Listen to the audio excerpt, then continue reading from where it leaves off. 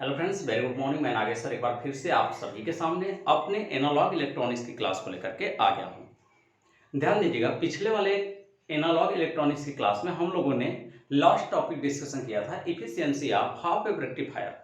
मिला लीजिएगा सभी लोग, क्या यही लास्ट टॉपिक था जिसमें आया था 40.6%। आज की जो हमारी अगली टॉपिक है वह है रिपल फैक्टर, उर्मिका घटक। सभी लोग हेडिंग डाल लेंगे रिपल फैक्टर, उर्मिका घटक। देखो भाई, रिपल फैक्टर क्या होता है। आप लोग सप्लाई दे रहे थे एसी, ट्रांसफार्मर के इनपुट पर आप एसी सप्लाई दे रहे थे और आपने बोला कि अगर हम रेक्टिफायर लगाएंगे तो रेक्टिफायर के लगाने पर हमको एसी से डीसी में मिलेगा। लेकिन वो प्योर डीसी नहीं होता, बल्कि उस डीसी के साथ कुछ मात्रा में एसी के भी कंपोनेंट मौजूद होते हैं। और जो आपका डीसी के साथ जो कुछ मात्रा में एसी के कंपोनेंट मौजूद होते हैं तो उसी को कहा जाता है क्या, रिपल फैक्टर। अब ये कैसे कह सकते हैं कि डीसी के साथ एसी भी मौजूद है। तो हमने आपको शुरू में ही कंपोनेंट पढ़ाया था, कंपोनेंट में एसी कंपोनेंट पढ़ाया, डीसी कंपोनेंट पढ़ाया। हमने एसी में दो प्रॉपर्टी बताई थी। फर्स्ट ऑफ ऑल बताया था आपका कि एसी में मैग्नीट्यूड जो होगा वो हमेशा बदलता रहेगा, निरंतर परिवर्तित होता रहेगा। मैग्नीट्यूड हमेशा क्या रहेगा, चेंजेबल रहेगा। मैग्नीट्यूड हमेशा हर टाइम पीरियड, हर टाइम के अकॉर्डिंग आपका बदलता रहेगा, हर निरंतर समय पर आपका वो बदलता रहेगा। दूसरा क्या था, इसका आपका डायरेक्शन, डायरेक्शन क्या रहेगा भाई, हमेशा चेंज होता रहेगा। यानी ये डायरेक्शन क्या होगा भाई, बाई डायरेक्शन होगा, यानी दो दिशाओं में जाने वाला होगा। तभी हम उसको क्या बोलेंगे, प्योर एसी बोलेंगे। ये चीज हमने आपको पहले ही बता दिया है। दूसरा होता है pure DC. Pure DC, pure DC के भी दो पॉइंट होते हैं। पहला क्या होता है, फर्स्ट ऑफ ऑल होता है आपका प्योर डीसी में कि मैग्नीट्यूड जो होना चाहिए वो कांस्टेंट होना चाहिए। मैग्नीट्यूड क्या होना चाहिए, मैग्नीट्यूड कांस्टेंट होना चाहिए, यानी परिवर्तित नहीं होना चाहिए टाइम के अकॉर्डिंग। दूसरा होता है आपका कि इसका जो डायरेक्शन होना चाहिए वो केवल एक ही दिशा में होना चाहिए, यानी यूनिडायरेक्शनल होना चाहिए, यूनिडायरेक्शनल होना चाहिए। ये दो प्रॉपर्टी आपकी होनी चाहिए प्योर डीसी के लिए, और प्योर एसी के लिए भी दो प्रॉपर्टी होनी चाहिए। तो ये जो हमारा था भाई, ये हमारा ट्रांसफार्मर था। ट्रांसफार्मर के प्राइमरी सिरे पर हम क्या कर रहे थे, एसी दे रहे थे। और ये एसी कैसी थी, प्योर एसी थी। ये एसी प्योर एसी थी। कैसे प्योर एसी थी भाई, प्योर एसी के अंदर दो प्रॉपर्टी होते हैं। फर्स्ट ऑफ ऑल होता है आपका मैग्नीट्यूड चेंजेबल। मैग्नीट्यूड हर टाइम के अकॉर्डिंग आपका क्या होना चाहिए, बदलते रहना चाहिए। तो आप लोग अगर देखेंगे टाइम पीरियड को, तो ये हमारा क्या है, टाइम को डिनोट करता है और ये मैग्नीट्यूड को डिनोट करता है, ये वैल्यू।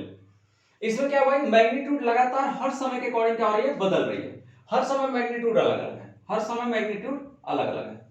और सेकेंड प्रॉपर्टी क्या होती है कि इसका जो डायरेक्शन होना चाहिए वो कैसा होना चाहिए, बाई डायरेक्शन होना चाहिए। बाई डायरेक्शन मतलब दो दिशाओं में जाने वाला है।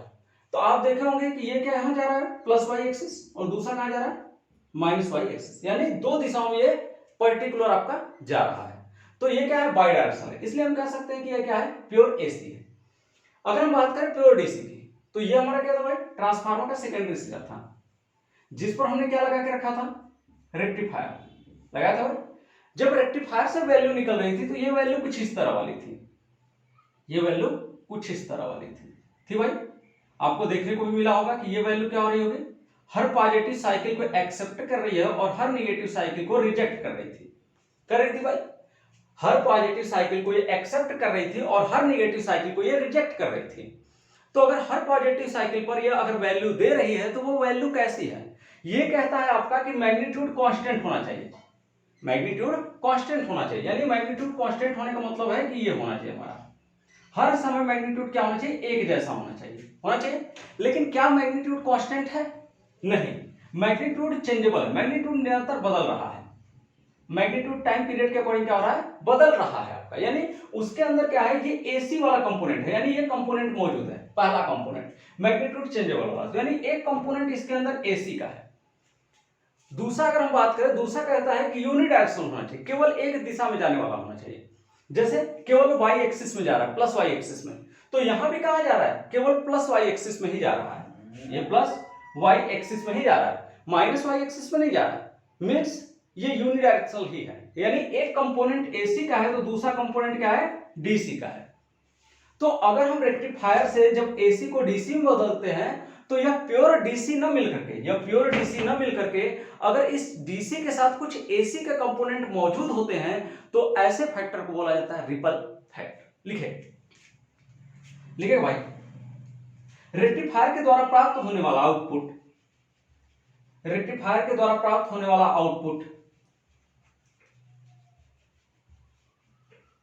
प्योर डीसी नहीं होता क्योंकि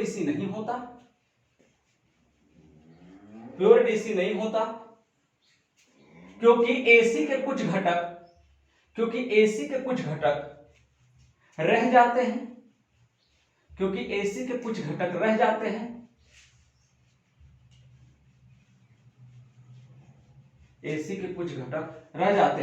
तो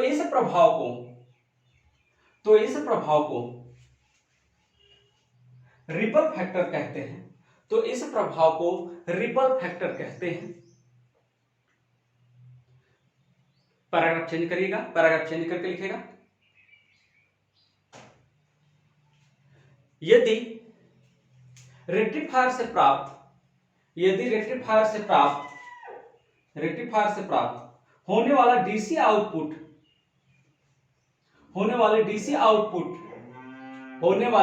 आउटपुट में डीसी के साथ साथ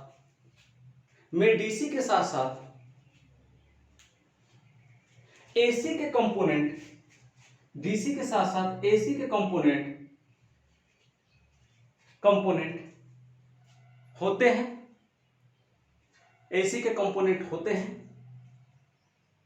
तो ripple factor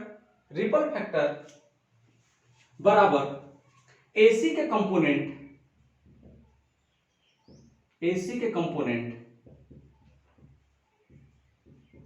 upon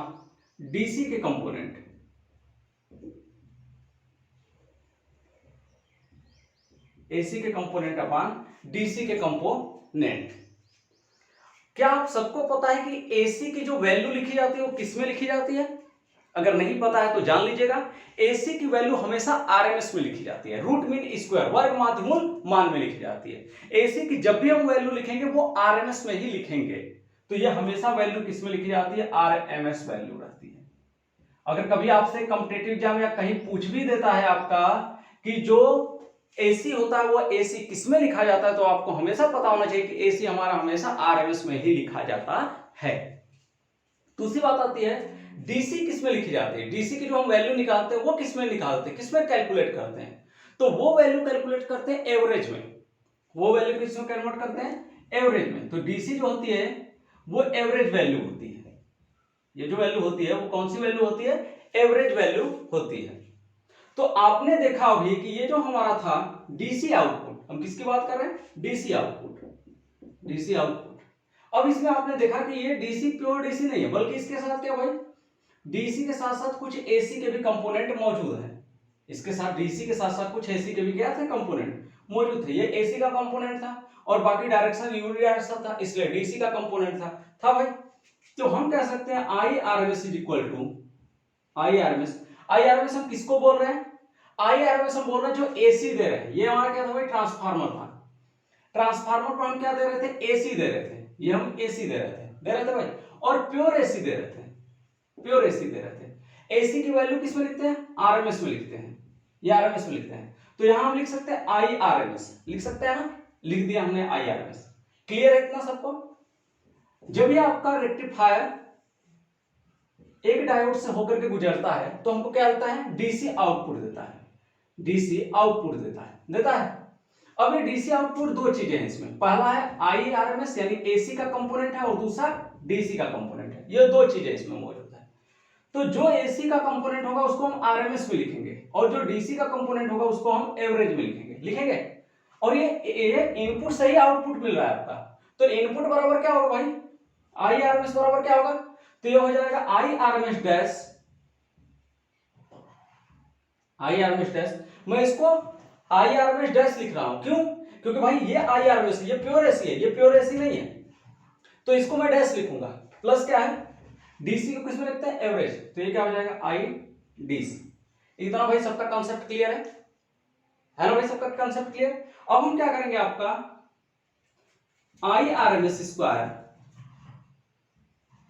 is equal to I R M S dash का whole square plus I D C का होल स्क्वायर। लिखेंगे भाई, हम ऐसा लिख सकते हैं, बताइए। I R M S is equal to I R M S dash plus I D C का होल स्क्वायर, ऐसा कर सकते हैं कि नहीं? सीधा सीधा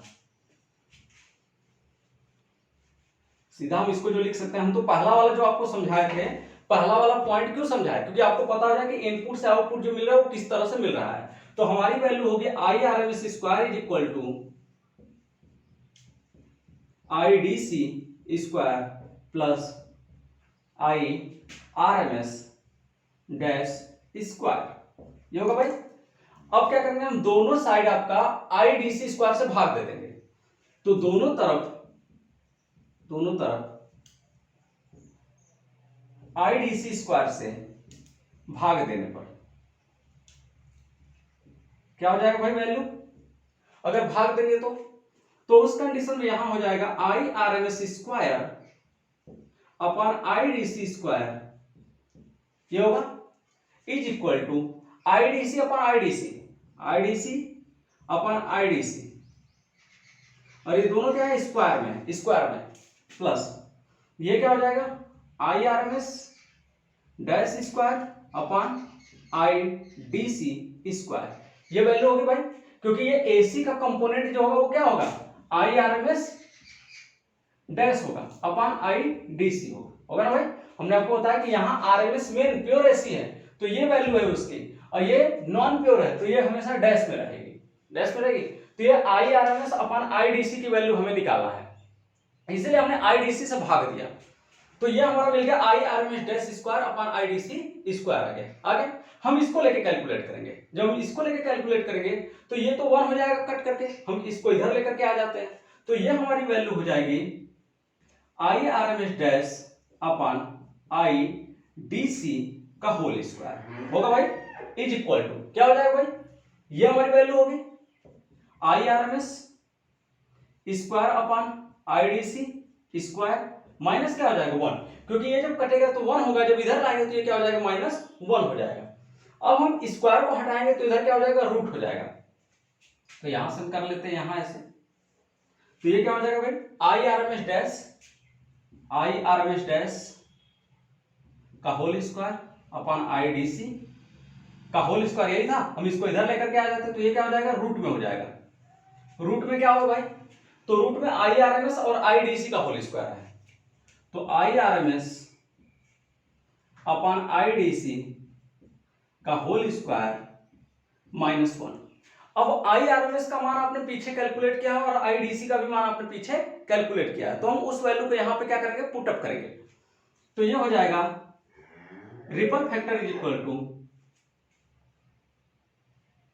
रूट में आई आर एम एस की वैल्यू क्या आई थी? तो ये आई थी आई एम बाई 2, मिला लीजिएगा आप लोग कि आई आर एम एस की वैल्यू क्या आई थी? तो आई एम अपॉन 2 आई थी, और आई डी सी की वैल्यू क्या आई थी? तो आई डी सी की वैल्यू आई थी आई एम अपॉन पाई आई थी, माइनस क्या हो जाएगा? 1। तो ये क्या हो जाएगा? Ripple factor is equal to I M से आई एम निगलेक्ट होगा तो क्या हो जाएगा भाई? पाई ऊपर चला जाएगा तो पाई स्क्वायर अपॉन 4 हो जाएगा, होगा -1, ये होगा भाई। अब क्या हो जाएगा भाई? गामा की वैल्यू जब निकालेंगे तो ये इसको हल करिएगा, पाई स्क्वायर अपॉन 4 को, ये आएगा 2 पॉइंट समथिंग आएगा, तो 2.46 सबसे आएगा, तो ये आएगा 2.46 -1। तो ये जब हम हल करेंगे आपका तो गामा इज इक्वल टू हो जाएगा रूट में 1.46। जब 1.46 को हम रूट से निकालेंगे तो गामा इज इक्वल टू आ जाएगा आपका 1.21, ये गामा इज इक्वल टू आ गया 1.21, यानी इसके अंदर जो रिपल फैक्टर है वह आपका 1.21 है। इसके अंदर जो रिपल फैक्टर मौजूद है आपका हाफ वेव रेक्टिफायर के अंदर, वह है आपका गामा इज इक्वल टू 1.21। अब यही है कि इसमें रिपल फैक्टर बहुत ज्यादा है, इसमें एसी का कंपोनेंट बहुत ज्यादा है, हम इस एसी के कंपोनेंट को दूर करना होगा। कैसे कह सकते हैं कि एसी का कंपोनेंट ही ज्यादा है? अगर ये वैल्यू गामा जो है या फिर जो हमारा रिपल फैक्टर है वो किसके प्रोपोर्शनल है? एसी के कंपोनेंट के प्रोपोर्शनल है। अगर एसी का कंपोनेंट ज्यादा होगा तो रिपल फैक्टर ज्यादा आएगा भाई। अगर डीसी का कंपोनेंट ज्यादा होगा तो रिपल फैक्टर कम आएगा, यानी 1.21 आ रहा है, इसका मतलब है कि एसी का कंपोनेंट ज्यादा है और गामा की वैल्यू तब क्या है, ज्यादा है, यानी रिपल फैक्टर ज्यादा है आपका। ये कम कैसे हो सकता है, तो हम फुल वेव रेक्टिफायर का यूज करेंगे। फुल वेव रेक्टिफायर में ये रिपल फैक्टर और कम हो जाएगा, और कम होने का मतलब है आपका कि यानी डीसी का कंपोनेंट बढ़ा तभी ये रिपल फैक्टर घटा होगा आपका।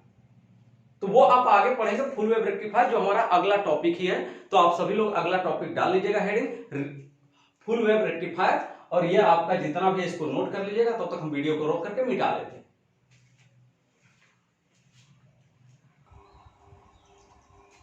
हाँ भाई, अगली हेडिंग है, अगली हेडिंग डाल लीजिएगा आप सभी लोग फुल वेव रेक्टिफायर। अगली हेडिंग है फुल वेव रेक्टिफायर।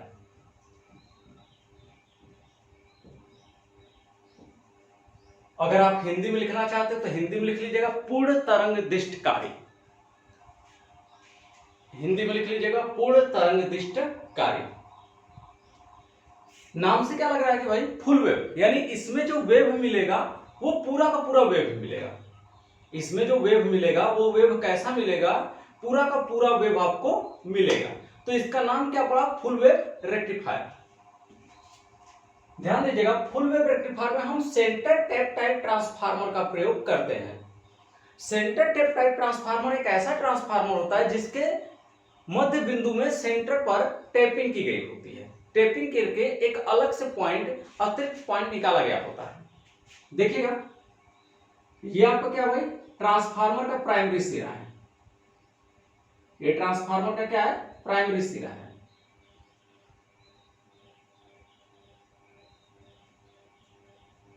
और ये हमारा क्या भाई, ये हो गया, ये हमारा क्या, ट्रांसफार्मर का सेकेंडरी सिरा है। ये ट्रांसफार्मर का कौन सा सिरा है, सेकेंडरी सिरा है। ये सेकेंडरी सिरा हो गया। अब इसमें क्या लगे भाई, इसमें आपके डायोड लगे हुए हैं। ये हमारा पहला डायोड लगा हुआ है, ये हमारा पहला डायोड लगा है। कह रहा है सेंटर टेप टाइप ट्रांसफार्मर है, तो ये वाला जो है वो सिंपल ट्रांसफार्मर है। सेंटर टेप टाइप ट्रांसफार्मर में ये बीच में आपका क्या होता है, सेंटरिंग पर टेपिंग की गई होती है। टेपिंग करके एक अतिरिक्त पॉइंट निकाला गया होता है, ये अतिरिक्त पॉइंट निकाला गया होता है। दूसरा डायोड कहां लगाएंगे, हम इस सिरे पर लगाएंगे। ये हमारा कौन सा डायोड होगा, दूसरा डायोड। तो इसमें दो डायोड लगते हैं, पहला D1 और दूसरा D2। ये दो डायोड हमारे लगाए जाएंगे। हम इन दोनों डायोडों को क्या करेंगे, आपस में संपर्कित कर देंगे, इनको हम आपस में जोड़ देंगे। इसके बाद हम एक कॉमन पॉइंट इनका निकाल लेंगे। यहां से हम एक कॉमन पॉइंट यहां पे निकाल लेंगे, और ये है हमारा, यहां से ये हमारा हो जाएगा दूसरा पॉइंट। अब ये हमारा क्या हो जाएगा भाई, ये हमारा हो जाएगा, यहां पर लोड लगेगा। ये हमारा क्या लग गया, लोड लग गया। लोड क्या हो गया, RL लग गया। यहां पर हमको क्या मिलेगा, यहां पर हमको मिलेगा DC आउटपुट पावर। ये DC आउटपुट मिलेगा। यहां से हम क्या देंगे, यहां से हम देंगे AC input power. AC input power supply, AC input power supply. और AC इनपुट पावर सप्लाई क्या होगी भाई, तो ये होगी सिंगल फेज 240 वोल्ट 50 हर्ट्ज। ये हमारी सप्लाई, ये हमारी क्या होगी, सप्लाई होगी। ये इसी इनपुट पावर सप्लाई है। ये जो है वो कौन सी सप्लाई है, AC इनपुट पावर सप्लाई। और क्या है भाई ये supply, 200 single phase 240 volt 50 hertz वाली। क्लियर भाई, ये हमारा प्राइमरी सिरा, ये हमारा सेकेंडरी सिरा है आपका।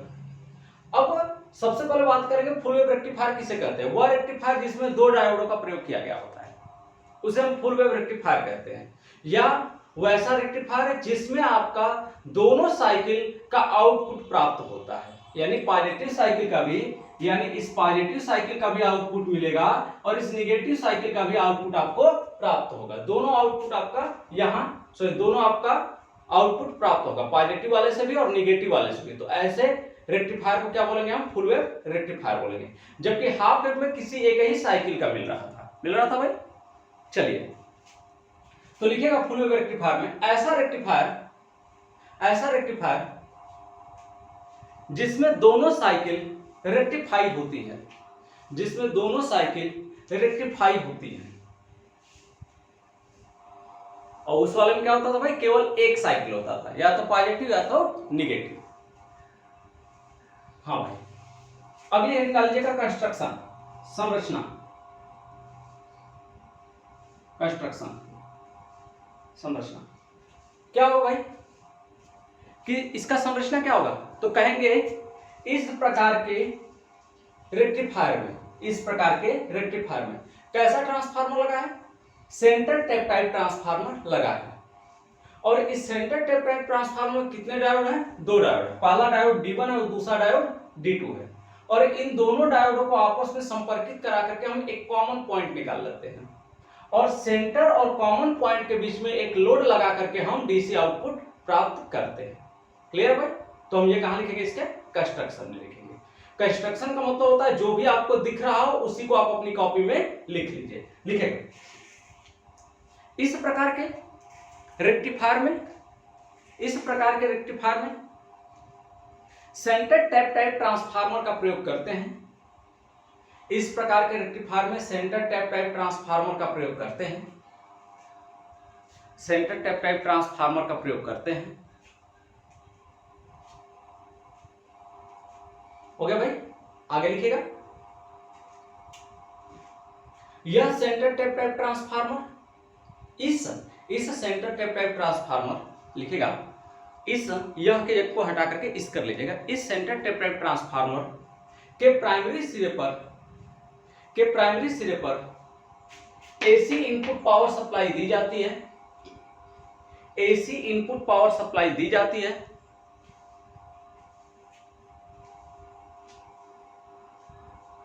और इसके सेकेंडरी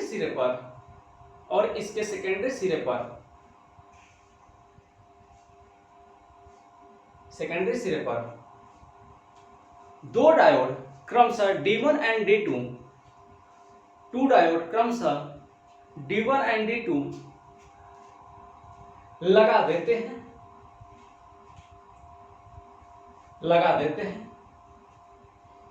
इन दोनों डायोडों को लगाने के पश्चात एक कॉमन पॉइंट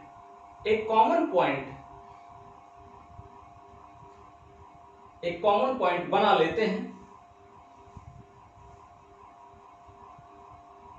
और इस कॉमन पॉइंट तथा सेंटर टैपिंग के बीच, इस कॉमन पॉइंट तथा सेंटर टैपिंग के बीच एक लोड रेजिस्टेंस RL लगा देते हैं,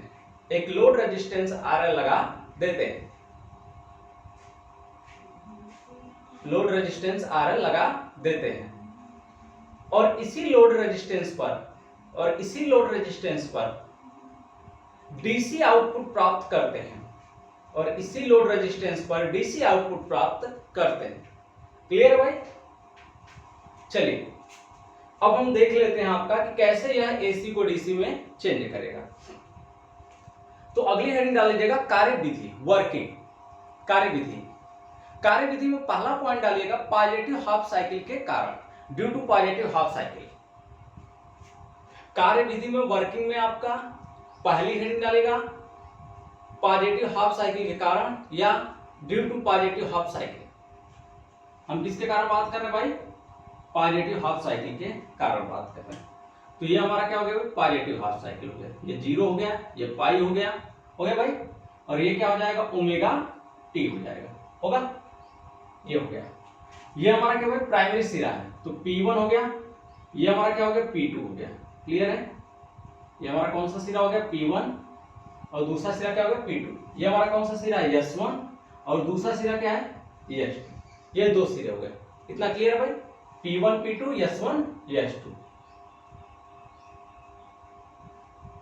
अब आगे ध्यान दीजिएगा, जब इसको पॉजिटिव हाफ साइकिल से जोड़ा जाएगा तो ये पहला सिरा कहां जा रहा है भाई? ये पहला सिरा प्लस में जा रहा है, प्लस में। दूसरा सिरा कहां जा रहा है? दूसरा सिरा माइनस में जा रहा है, तो दूसरा सिरा कहां जा रहा है? माइनस में जा रहा है भाई।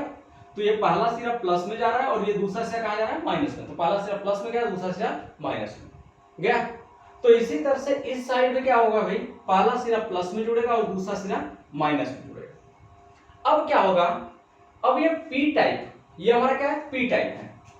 पी टाइप के अंदर कैसे चार्ज होते हैं, पॉजिटिव चार्ज, और एन टाइप के अंदर कैसे चार्ज होते हैं, निगेटिव चार्ज।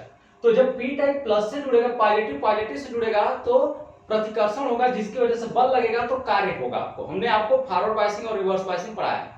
तो जब पी टाइप प्लस से जुड़ता है तो उसको क्या बोलते हैं, फॉरवर्ड बायसिंग बोलते हैं। यहां पी टाइप किससे जुड़ा है, माइनस से, तो यहां कौन सी बायसिंग होगी, रिवर्स बायसिंग। तो पॉजिटिव हाफ साइकिल के कारण, पॉजिटिव हाफ साइकिल के कारण डायोड D1 किसमें होगा भाई, डायोड D1 फॉरवर्ड बायस में होगा भाई। डायोड D2 किसमें होगा, डायोड D2 रिवर्स बायस में होगा। जिसको नहीं समझ में आता फॉरवर्ड बायस रिवर्स बायस क्या होता है, कैसे वर्किंग होती है, वो हमारा पिछला वीडियो फॉरवर्ड बायसिंग और रिवर्स बायसिंग का देख ले, उसको वहां से क्लियर हो जाएगा। डिस्क्रिप्शन बॉक्स में दिया भी गया है आपका पिछला वाले लेक्चर का लिंक, आप वहां से देख लीजिएगा। अगर आपको AC/DC नहीं समझ में आता तो वो भी देख लीजिएगा, उसका भी लिंक दिया गया है। तो सबका लिंक आपका दिया गया है, उसको आप देख लीजिएगा। तो ये हमारा क्या भाई, D1 है। जब ये आपका पी टाइप किससे जुड़ता है, प्लस से, तो पी टाइप प्लस से जुड़ेगा तो कौन सी बायसिंग होगी, फॉरवर्ड बायसिंग। जब पी टाइप माइनस से जुड़ेगा तो कौन सी बायसिंग होगी, रिवर्स बायसिंग। फॉरवर्ड बायसिंग में कार्य होता है, रिवर्स बायसिंग में कार्य नहीं होता है। तो केवल फॉरवर्ड बायसिंग की वजह से धारा बहेगी, रिवर्स बायसिंग की वजह से धारा बहेगी नहीं। तो यह हमारा डायोड वर्क नहीं करेगा, यानी यह एक ओपन सर्किट की तरह व्यवहार करेगा भाई। तो यह ओपन हो गया। अब किसके कारण धारा बहेगी, डायोड D1 के कारण बहेगी। ये हमारा क्या होगा भाई, आप जानते हैं धारा किस तरफ बहती है, P से N की तरफ। ये भी हमने पिछले वाले वीडियो में बताया।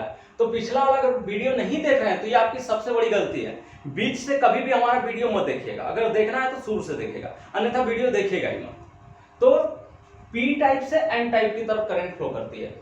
तो ये हमारा करंट क्या होगा, यहां से फ्लो करेगी। कहां जाएगी भाई करंट आएगी यहां से लोड में, और लोड से फिर ऐसे ये अपना परिपथ पूर्ण करेगा इस तरह से। इधर करंट आएगा नहीं, क्यों, क्योंकि ये सर्किट ओपन हो गई। डायोड रिवर्स बायस में D2 है तो करंट नहीं फ्लो करेगा, जिसकी वजह से पूरी सर्किट क्या हो जाएगी, एक तरह से गायब हो गई। तो हमारा करंट सिर्फ क्या होगा, ये फ्लो करेगा। और ये किसके कारण फ्लो करेगा, D1 के कारण। D1 के कारण क्या होगा, करंट फ्लो करेगा। तो ये डायोड D1 के कारण क्या होगा भाई, करंट फ्लो कराएगा। तो लिखेगा इसमें, लिखिए इसमें,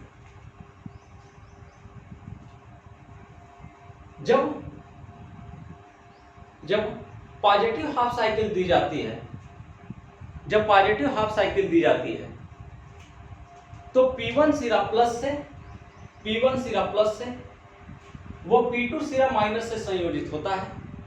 जब पॉजिटिव हाफ साइकिल दी जाती है तो P1 सिरा प्लस से वो P2 सिरा माइनस से संयोजित होता है, जिससे S1 सिरा प्लस से, जिससे S1 सिरा प्लस से वो S2 सिरा माइनस से संयोजित होता है, जिससे S1 सिरा प्लस से वो S2 सिरा माइनस से संयोजित होता है, जिससे S1 सिरा प्लस से वो S2 सिरा माइनस से संयोजित होता है। और इस स्थिति में डायोड D1 फॉरवर्ड बायस में, और इस स्थिति में डायोड D1 फॉरवर्ड बायस में और डायोड D2, इस स्थिति में डायोड D1 फॉरवर्ड बायस में तथा डायोड D2 रिवर्स बायस में होता है। डायोड D1 फॉरवर्ड बायस में तथा डायोड D2 रिवर्स बायस में होता है, जिसके कारण डायोड D1 से होकर करंट फ्लो करती है, जिसके कारण डायोड D1 से होकर करंट फ्लो करती है और डायोड D2 से होकर कोई करंट फ्लो नहीं होती है, और डायोड D2 से होकर कोई करंट फ्लो नहीं होती है।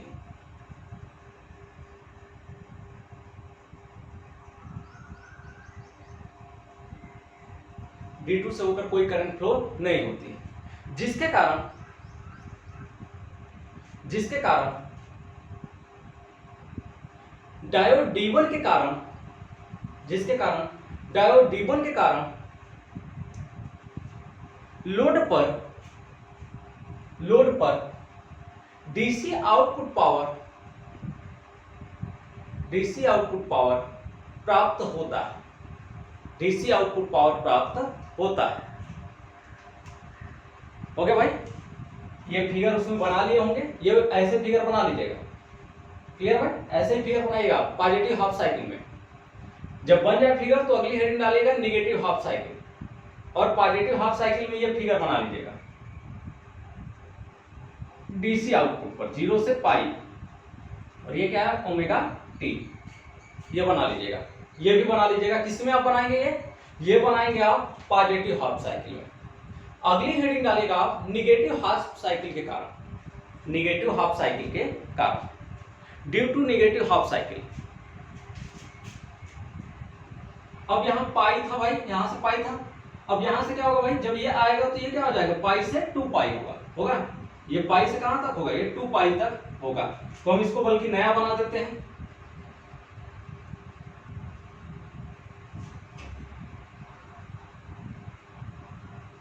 ये हमारा ओमेगा टी हो गया, ये हमारा क्या हो गया निगेटिव साइकिल हो गया। कहां से कहां तक, पाई से 2 पाई।